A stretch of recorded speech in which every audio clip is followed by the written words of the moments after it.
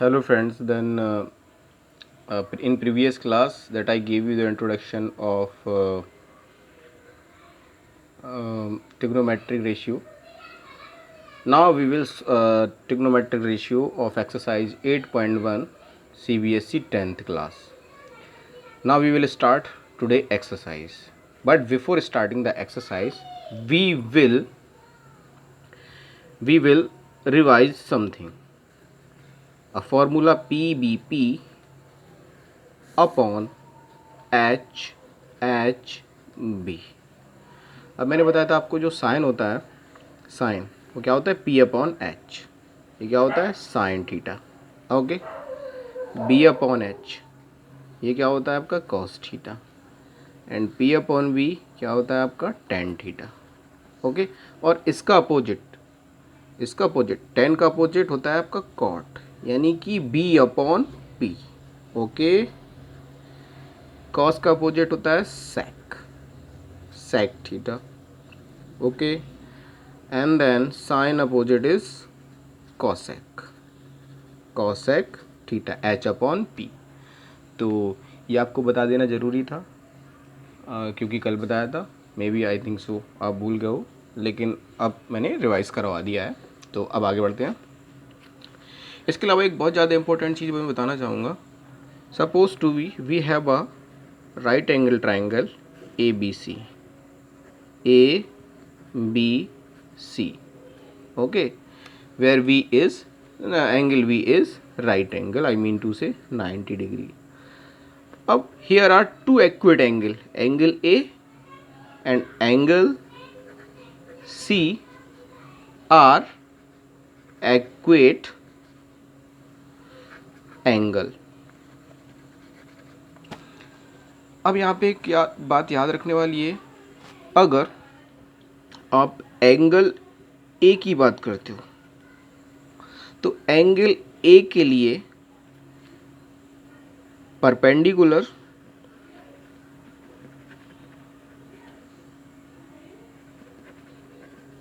And base अलग count होते हैं, और एंगल सी के लिए परपेंडिकुलर एंड बेस अलग काउंट होते हैं. कैसा मैं बता देता हूँ. अगर हम एंगल ए की बात करेंगे तो परपेंडिकुलर एंगल ए के लिए BC होगा, BC साइड होगी. ओके. और एंगल सी के लिए परपेंडिकुलर AB साइड होगी. Okay. Same as angle A के लिए बेस AB साइड होगी. एंगल सी के लिए बेस BC साइड होगी. ये चीज़ आपको समझना पड़ेगी. यानी कि मेरा कहने का मतलब ये है कि अगर आप एंगल ए की बात करते हो तो परपेंडिकुलर और बेस चेंज हो जाता है, और एंगल सी की बात करते हो तो परपेंडिकुलर और बेस चेंज होता है, लेकिन हाइपोटेनस कभी भी चेंज नहीं होता है. ये बात बहुत ज़्यादा ध्यान रखिए. अगर हम in any right angle triangle, if we will talking about the acute angle A, then perpendicular and base are interchange for angle A and same as for angle C. ये बात आपको याद रखना है, दोनों इंटरचेंज हो जाते हैं. तो now we will moving on the exercise. Okay. चलिए, तो फर्स्ट क्वेश्चन आता है आपका exercise 8.1. In triangle ABC, right angle at B, AB equals to 24 centimeter, BC equals to 7 centimeter. Determine. What is determine? First sin A cos A, second sin C cos C. ठीक है. तो इसके लिए सबसे पहले हम एक राइट एंगल ट्राइंगल बना लेंगे. Okay. Right angle at B दे देंगे और A और C को हम अपने अकॉर्डिंग क्या प्लेस करा लेंगे, पॉइंट दे देंगे. ठीक है ना. अब देखते हैं A B value is 24 centimetre, I mean to say this value is 24 centimeter, and BC value is 7 centimeter. Okay, now hypotenuse, we don't have the hypotenuse, so first we will finding out the hypotenuse.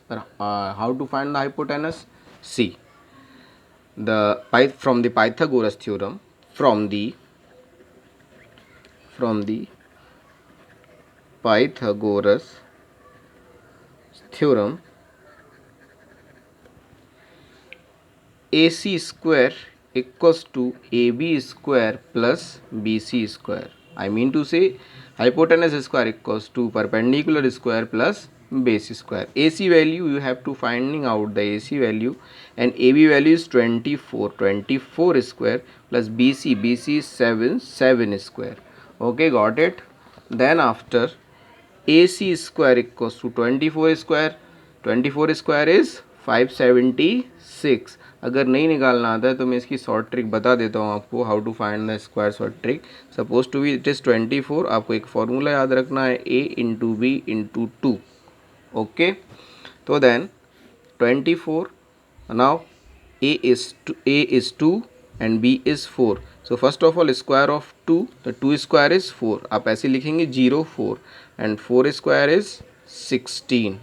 Okay, then after you have to put both the value in this formula. 2 into 4 into 2, it means 4 2 जा 8, 8 2 जा 16. तो 16 को कहाँ लिखना है? बिल्कुल बीच में, और इनको ऐड कर देना है. 6 प्लस 1 7, 4 प्लस 1 5. तो आपका कितना आ गया स्क्वायर? 576. इसको मैं बाद में भी आपको शॉर्ट ट्रिक से बता दूंगा कि how to find the square from the short trick. Okay, 576 square is 24, then 7 square is 49. Then how much you will get? AC square equals to, now add them, 576 plus 49. So how much? 9 6 15, 5 carry 1, 7 1 8, 8 4 12, 2 carry 1, 5 plus 1 6, 625 you will get. Then after AC equals to under root 625, and ये आपको पता होगा square root find करना आता होगा. नहीं आता होगा तो मैं वो भी सिखाऊंगा. अभी यहाँ पे मैं डायरेक्टली लिख रहा हूँ, it is the square root of 25. Okay, clear हुआ. तो ये किसका स्क्वायर हो गया? आपका स्क्वायर रूट हो गया 625 का स्क्वायर रूट इज़ 25. अगर आपको चेक करना है तो स्क्वायर करके चेक कर सकते हैं. कैसे? 2 स्क्वायर 4, 5 स्क्वायर 25, देन 2 5 जा 10, पुट इन दिस फार्मूला. 2 5 जा 10, 10 2 जा 2 5 जा 10 2 जा 20, देन ऐड देम 5 2 4 2 6. तो ये फार्मूला तो आपके लिए बहुत इंपॉर्टेंट हो जाता है to find the square. Okay ना, विद इन अ मिनट. तो A C equals to 25 centimetre आ जाता है. अब जब ए सी 25 सेंटीमीटर आ गया तो अब वैल्यू फाइंड करते हैं. ओके, इट मीन्स जो हाइपोटेनस से आपका मिल गया आपको 25 सेंटीमीटर, एंड परपेंडी जो भी है आपका वो मिल गया आपको 24 सेंटीमीटर, और जो बेस है वो मिल गया आपको 7 centimetre. with the respect of with the respect of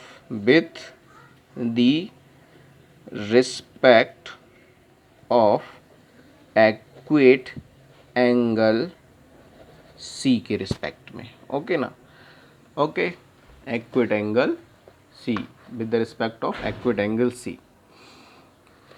अब बात करते हैं एक्वेट एंगल सी के रिस्पेक्ट में. आपको मिल गया है. इसके बाद तो then our question is find the value of sin A. Okay, the value of sin A. So then value of sin A equals to you know P upon H. अब यहाँ पे किस एंगल की बात हुई है? ए एंगल की बात हो रही है. तो ए एंगल के लिए परपेंडिकुलर का वर्क क्या करेगा आपका? 7. आई मीन टू से जो एंगल सी के रेफरेंस में बेस होगा वो एंगल ए के लिए परपेंडिकुलर का वर्क करेगा, because both are interchange if the acute angle change. So P upon H perpendicular is 7 upon hypotenuse is 25. Hypotenuse is 25, जो कि आपने 25 वैल्यू फाइंड आउट की थी हाइपोटेनस की। Same thing cos A value find कर लेंगे, cos A equals to B upon H, then base for angle A is 24, AB is the base, then 24 upon hypotenuse value is 25. Okay, then आपने ये दोनों find कर लिए। इसके बाद आ जाते हैं आपका साइन सी और कॉस सी पे। Then sine C equals to again P upon H, ये तो नहीं बदलेगा ना। Then sine C, but this time then angle is changed, so then perpendicular and base are also changed, then sin c equals to p upon h। तो sin c angle के लिए perpendicular cover क्या करेगा, A B, तो it means 24, और hypotenuse cover क्या करेगा, hypotenuse change ही नहीं होता है तो ये 25 हो जाएगा। Clear. And then after for the cos c के लिए क्या हो जाएगा आपका b अपॉन एच, तो बेस कितना है आपको दिखाई देगा, बेस कितना है आपका 7, BC बेस वर्क करेगा और हाइपोटेनस इज 25। तो ये हो जाएंगे आपके answer. If you want to note it down then please you have to note it down, watch the video and note it down. Okay.